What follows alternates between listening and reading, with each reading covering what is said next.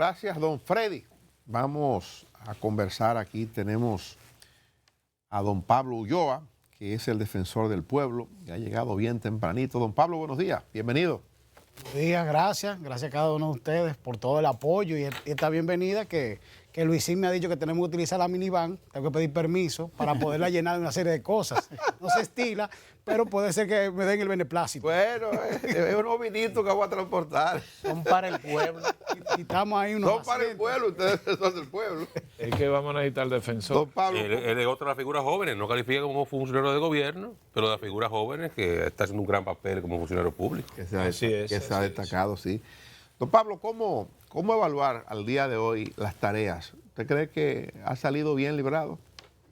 Bueno, los acontecimientos, vamos a decir, este año y 8 meses que tenemos en la institución, han ido conformando un perfil de una institución moderna, basada en la tecnología de la información y la comunicación, la innovación que hemos hecho en toda la reforma organizacional que se ejecutó, los procesos de atención al ciudadano que se han certificado por AENOR y ahora en junio la vamos a certificar por ISO 9000. Y es un punto interesante porque cuando me tocó ser director ejecutivo del Tribunal Constitucional, fueron prácticamente 4 años para poder certificar la institución en ISO. Y bueno, Oscar es ingeniero industrial y nosotros lo hemos podido hacer en 2 años. Incluso a final de este año vamos a tener 2 certificaciones muy importantes. Una ISO en antisoborno y una en cumplimiento gubernamental, lo que los estadounidenses le llaman Government Compliance. Eso va a permitir, junto con todo el proceso de transparencia que hicimos, que somos el único órgano extrapoder de la República Dominicana que ejecuta su presupuesto en línea, con un protocolo especial que hizo el Ministerio de Hacienda, poder tener todo lo que son resultados y gastos en un solo plano de transparencia. Ahora, dentro del punto de vista del garantismo, a través de la tecnología, nosotros hemos podido implementar una estrategia que ha aumentado los casos de oficio en un 76% y la administración, que antes respondía un 12%, ahora está respondiendo en un 96%.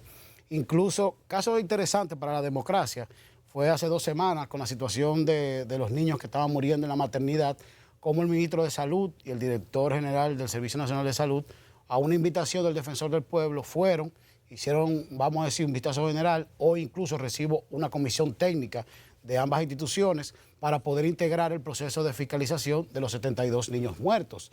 Pero también en el caso de migración, el director de migración, don Venancio, también asistió a una reunión como parte de ese proceso de suprapoder en cuanto a la fiscalización y evaluación de procesos que pueden afectar derechos fundamentales. Sí hay un sello que hemos podido lograr, que es el de garantizar la buena administración para con ello poder garantizar los derechos fundamentales. Y en esa línea, no solamente la Constitución animada, sino la Casa de los Derechos que inauguramos la semana pasada en la Universidad Autónoma de Santo Domingo como respuesta a la encuesta nacional de derechos humanos que pusimos en diciembre y que arrogaba que el 57% de los jóvenes de menos de 24 años, en la franja 18-24, del último quintil, no conoce sus derechos y mucho menos sus deberes. Por eso, con una alianza con la UAS, hacemos esa Casa de Derechos que tiene formación y promoción, innovación, porque tenemos un fondo concursable para que los estudiantes y los profesores puedan participar en investigaciones, y la parte de un observatorio a través de la metadata de 10 variables que nos permiten hacer un sistema de alerta temprano, que eso permite que las instituciones le llegue la información concreta de qué está pasando por provincia o localidad a través de ese análisis, tanto de lo que dicen los medios de comunicación como las redes sociales en sentido general. Perdone, un cafecito Santo Domingo para usted, igual para nosotros. Muchas gracias, señorita. Quiere decir, Pablo, que ustedes hoy están ya en capacidad plena de poder atender cualquier requerimiento en cualquier comunidad del país que se pueda presentar.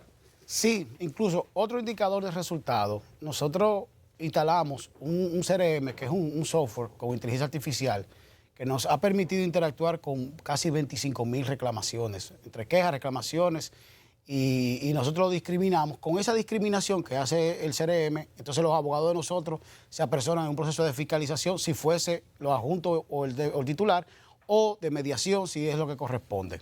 Pablo, ¿cuál usted considera el principal logro de su gestión? La magistratura moral que ha podido lograr el defensor del pueblo. ¿Magistratura? Moral. Y eso se debe a la credibilidad y legitimidad que hemos podido hacer sobre la base de un plan estratégico y un trabajo en equipo. El próximo paso, entonces, la próxima, ¿o qué tiene en carpeta de de requerimiento de defensa del pueblo como su cargo. ¿Cuál gran reto tiene ir al frente suyo? La sociedad dominicana tiene varios retos, no el defensor como individuo u órgano. Aquí el sistema de pensiones, dentro de un año y algo, vence las 360 cotizaciones que dice la Ley de Seguridad Social. Y el ingreso por pensiones no va a ser el porcentaje que la gente, por su estilo de vida, está acostumbrado a recibir. ¿Y usted va a resolver eso? No, digo la sociedad dominicana. Pero así mismo nosotros tenemos una realidad del mercado laboral. Pablo, Sí, ¿qué podrá hacer el defensor del pueblo frente a esos acuciantes problemas de violencia que se observan en la escuela dominicana? La prensa nacional ha estado publicando unos datos que son pavorosos sobre el estado de violencia entre estudiantes, violencia entre profesores y estudiantes, y una ola de niñas menores embarazadas. Es un desorden prácticamente lo que tenemos en nuestra escuela. nosotros hemos tratado de hacer una estrategia lúdico-pedagógica que se llama la Constitución Animada. Eso se firmó un convenio con el Ministerio de Educación en 5 líneas diferentes, no solamente la enseñanza de la Constitución, sino todo lo que tiene que ver con una serie de valores. Y dentro de ese valor está el respeto, porque prácticamente los 22.000 casos, los 20.200 casos que plantean, tiene que ver con la transgresión de los límites. Aún habiendo un protocolo en el Ministerio de Educación sobre la parte ética, hay que fortalecer la parte de orientación y psicología, pero también el liderazgo de las escuelas. Yo me recuerdo que un proyecto del BID que yo dirigí tenía una escuela de directores y se hizo un esfuerzo casi de $5 millones para poder construir lo que era una gerencia educativa, que es lo que termina pasando cuando pasa ese tipo de situación. Porque lo que es la mediación, que ha sido una línea de acción del defensor del pueblo en todo este proceso, y la resolución alternativa de conflicto, incluso nosotros hicimos una propuesta de un documento que fue a la sazón, don Andrés Navarro, ministro de Educación, lo recogimos, lo revisamos y lo planteamos al ministerio a los fines de poder fortalecer los mecanismos de resolución alternativa de conflicto, que es lo que usted plantea, don Freddy. Pablo, supongo, ¿verdad?, que lo que tú, cuando Lucín te preguntaba sobre el principal logro, que tú hablabas de la magistratura moral, supongo que tú, de alguna forma, digamos, para ponerlo esto en castellano, tú hablas de reconocimiento. El hecho de que haya un reconocimiento de la sociedad y de otros estamentos del Estado a la figura del defensor del pueblo. Si no lo que te referías, es por lo menos lo que yo entiendo de tu mayor logro, como yo lo veo. Sí. Ahora, aquí en nuestro país, muchas de las cosas que se dan, o más bien, en nuestro país, muchas veces las instituciones públicas tienen, de alguna forma, la proyección que le da su titular. Es la persona que muchas veces proyecta la institución un poco de violencia institucional. Entonces, siendo así, ¿qué estás haciendo para cuando llegue el momento que tú no estés ahí, el defensor del pueblo pueda, dentro de lo posible, continuar manteniendo ese reconocimiento? Digamos que sea la institución que se fortalezca, más allá de la figura de Pablo Ulloa. 2 cosas. Primero, el plan estratégico institucional del defensor del pueblo tiene 49 resultados. Si fuese por titular o por Pablo, yo soy un gerente por resultados. Esos 49 resultados los vamos a entregar a la sociedad dominicana y dentro de esos resultados hay uno que tiene que ver con la parte de gestión. Por eso hablaba de la norma ISO, porque cuando todos los procedimientos del defensor estén totalmente certificados, ya el que llegó en un avión en camino, lo que tiene que hacer es direccionalizarlo para donde quiera. Porque al fin y al cabo... ¿Cuáles son los procedimientos en ese punto, Pablo, que tú estás trabajando en normativa ISO? ¿En cuál normativa ISO, además? Por ejemplo, la 9000 nos permite todo lo que atención al ciudadano. Nosotros hicimos una reforma, una Secretaría General robusta que implica 4 procesos. Atención al ciudadano, investigación, porque el defensor no puede hablar de oído, notificación a la administración, porque le tengo que decir a la administración como institución en qué está fallando, cómo está fallando y por qué está fallando. Por eso la ley 1901 dice que el único requisito real del defensor del pueblo es que tiene que ser un experto en la administración pública y la gestión gubernamental. Eso implica documentar, estandarizar y auditar todos los procesos. Auditar todos los procesos. Y el último, litigio estratégico, que quizá va a ser el único que no se puede certificar por norma, por un tema de que el litigio implica una serie de elementos que van más allá del simple hecho del procedimiento. Ahora, desde el punto de vista de la gerencia, se crearon 2 gabinetes que son los que permiten, tanto en la parte educativa de garantismo, articular todos los planes operativos en los 6 años que estemos allá. Además, los sistemas de controles internos, que se construyeron todo el sistema de control interno, permiten también una administración más ajustada a los procedimientos estándar. Y ya la parte educativa, se crearon 5 unidades con una dirección, que es el aula del defensor, por eso don Freddy tenía razón en lo que planteaba, El Instituto de Altos Estudios, por eso el tema del observatorio y lo que estamos tratando de implementar en la UAS a partir de la semana pasada, todo lo que tiene que ver con la parte del defensor delegado, que termina haciendo un trabajo con los comunitarios, que abraza. Por ejemplo, yo el sábado estaba en Sabana Perdida, mañana yo voy a Mao, y así sucesivamente. Esa itinerancia que se da con los suplentes, con los adjuntos, conmigo, tiene una base de comunicación directa por un valor del plan estratégico, que es la accesibilidad. Por eso la aplicación, por eso la página web, por eso instalar un programa de trazabilidad de los casos del defensor, para que todo el mundo sepa en qué estatus está. Lo que estamos tratando de hacer es, al final, construir una institución sobre la base de una gestión o una administración pública moderna. Ya el que llegue tiene todos los elementos propios de una institución para poderle dar su sello. Ahora lo que hemos tratado de hacer es construir esa institución. Ha tomado prácticamente 2 años. A diferencia de lo que plantea la ley, que yo tengo que mandar un informe a las cámaras.